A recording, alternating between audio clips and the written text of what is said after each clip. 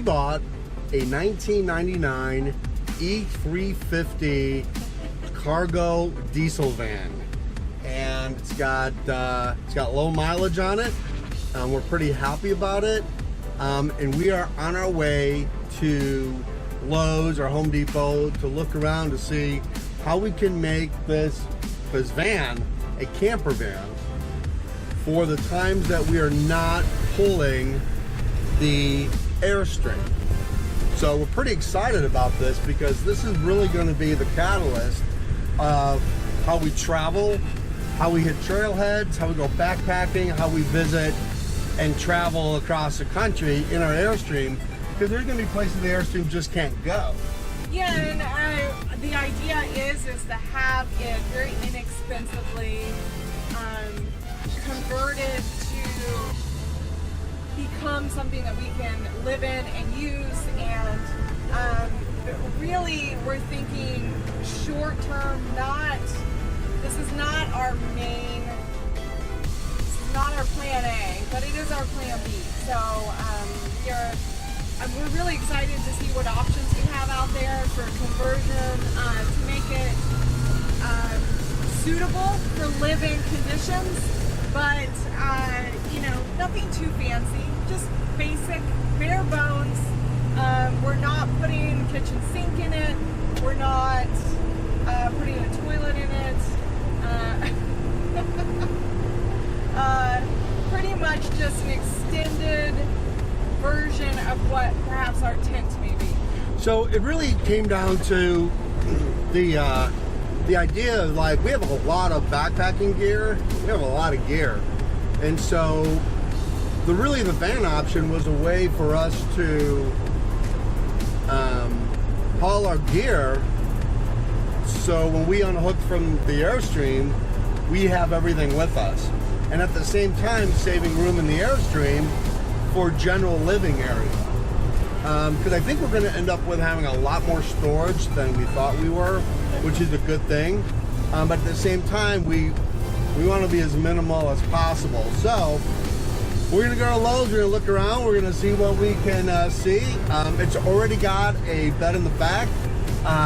It's already halfway there, so very cool. So much more than I had imagined it to be. We bought it like this, with the bed platform and all of the bedding, which we're gonna have to take a look at, but then all of the insulation. The gentleman who we bought it from had actually traveled out west already in it for months on end, and so it was converted as just a man cave, I guess. So pretty raw, but pretty basic. And it's inspiration for how we're going to build it to accommodate our life.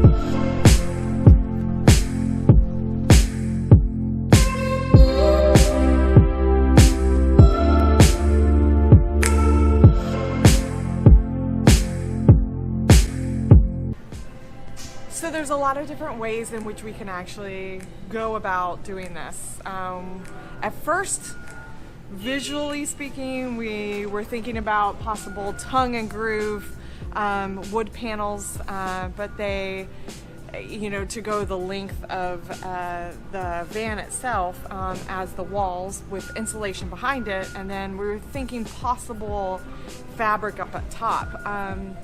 The more we practically costed out and thought more about really how simple do we want to go, or how like beautiful do we want to go. Now we're kind of looking at like sheets of paneling, which are pretty thin for the most part and a lot more cost effective. And maybe the ceiling then becomes something more like, you know, a cedar tongue and groove right here, or something like this, a white. Depends, really truly depends on what we go with as our paneling. So our side paneling is really going to determine what the top looks like, or perhaps the top becomes a panel and the side becomes more tongue and groove. At this point, we are just looking at all of our options, trying to figure out what it is that we really want, and then price it out, and go from there.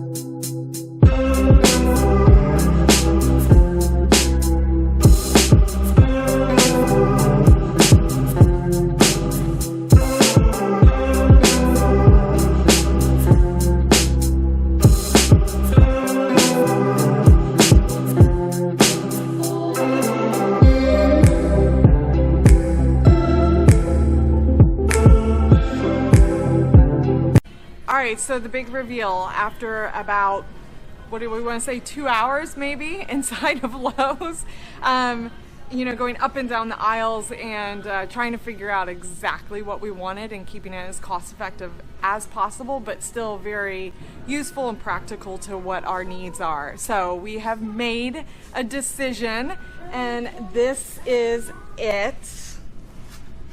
This, along with this. So let me explain. So this is the paneling that we've decided to go with.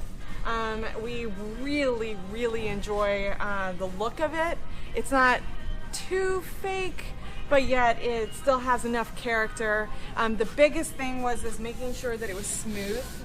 These are going to be the walls of our van build, and so we wanted to make sure it was smooth because the limited amount of space that we have, we're going to actually be rubbing up against the walls a lot, and our dogs are going to be up against them a lot. And so we wanted to make sure that it was user friendly to be able to wipe off, wipe clean, and sit up against. The very top of it, we really liked the cream color and the roughness of this type of wood.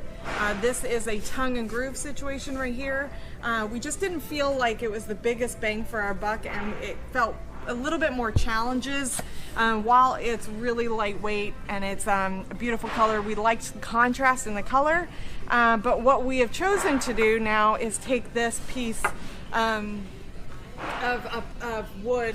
We like the roughness. This is going to be the top portion of it, and then we are going to white wash stain it, so it's going to give us this exact same look, but very cost effective, and exactly the same look that we're going for, but we have more control. The pieces are longer, and it's actually going to be much more cost effective for us. Then the flooring is a vinyl flooring. We have chosen to go Comrack Pine, and this right here, but up against these, is a very nice cohesive gradual grade. I like it. It's a lot lighter than I had anticipated wanting to go, but I hands down think it's the best choice. I mean, we probably laid out maybe about 30 different panels on the floor, and so this is the final reveal on the van build. So we bought a diesel van. This will be interesting to see. Hopefully we're gonna get back to work on it pretty quick. We've still got some things to do on the Airstream for sure, but this is definitely going to enhance our ability to hit trailheads and go where we want to go. So anyway, really appreciate you guys watching this video. If you have YouTube channels, or have you seen YouTube channels that have really good van builds, specifically for the Ford E-Series, cargo van series, we would love for you to put those in the comments. Also, we'd love to hear your thoughts on our choice for the 7.3 liter diesel van option. We'd love to hear your comments. Was it a good deal? Was it a bad deal? It has about 140,000 miles on it. You know, we bought it for $6,000, and so we thought that was a really good deal for that size engine. Those Ford 7.3 liter diesels are great engine. So we'd love to hear your comments. Good choice, bad choice. YouTube channels that have great van builds, post in the comments. Please subscribe if you like this our videos, and give it a thumbs up on this one. We could really use the support. So anyway, we'll see you guys later. Bye. So have you ever driven a diesel van before? No. Have No. you ever driven a van? Yes, I've driven a van, but I'm really nervous about this one. Ever driven a diesel? Nope.